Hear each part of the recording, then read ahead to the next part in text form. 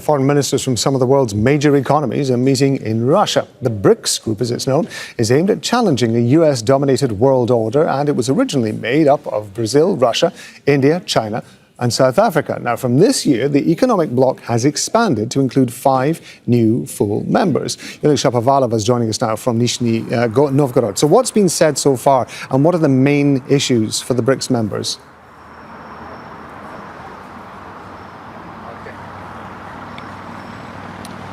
Well, the main meeting has finished. The participants had lunch, and now bilateral meetings with Minister Lavrov began. The latest news is that the foreign ministers of the BRICS countries have agreed on a joint statement at a meeting here in Nizhny Novgorod. That's according to Foreign Ministry spokeswoman Maria Zakharova. Today, the ministers were discussing how to expand contacts in the fields of culture, sports, youth exchanges, the cooperation in the field of AI, digital economy, big data, and interaction to prevent risks of diseases. So the BRICS countries are also actively working to develop a platform for payments in national currencies. At the beginning of the meeting, Foreign Minister Sergey Lavrov asked other ministers to pay tribute to late Iranian President Ibrahim Raisi and the head of the Iranian Foreign Ministry with a minute of silence. Both men had died in a helicopter crash in May. So the meeting was taking place behind closed doors, and only at the very beginning the media were allowed to listen to what Minister Lavrov had to say during his opening word. He was speaking about a new world order which would take time to establish, but the role of BRICS in solving global problems would increase, of course, and their role, the role of BRICS countries are growing. So, and as you mentioned, the past year, 5 more countries have joined. About 30 states are to join the BRICS family.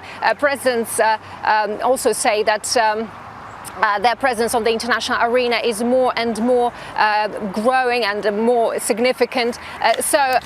Also, earlier Sergey Lavrov met with his Chinese counterpart Wang Yi, and they're here on the sidelines of the BRICS ministerial meeting. And he said that the chosen Russian-Chinese course had brought an increasingly positive feedback from the majority of the world countries. Yulia, thank you very much indeed. Yulia Shapovalova from Nizhny Novgorod. Well, Zamokuhle Mbandlwa is a senior lecturer at the Department of Management and Economics at Durban University. He's joining us from there. Thanks very much indeed for being with us.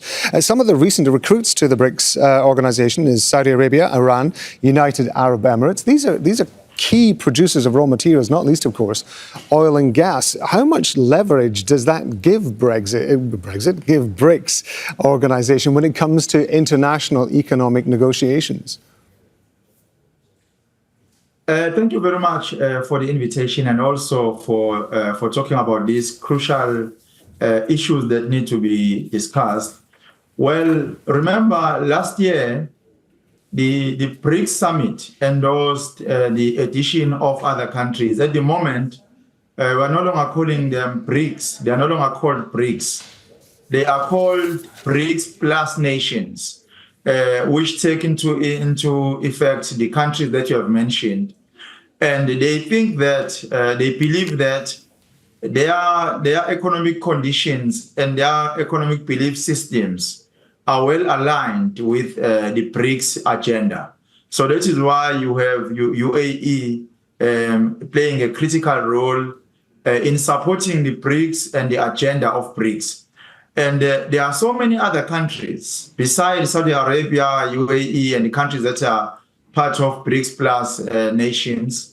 There are many other countries, like, for example, this time around, for the first time in a ministerial summit or meeting, Russia has invited 15 more countries. So it has never happened before. It is the first time where I want to ask you about that. I'm going to butt in because I want to ask you about that. I mean, I understand that Thailand's recently applied to join. Mexico, Algeria, Turkey are all likely to become members. Those are countries, of course, which have quite diverse variations in terms of how they view the key elements, if you like, of the world, both politically and economically. Are we seeing a kind of spreading out or a divergence of views within BRICS, do you think?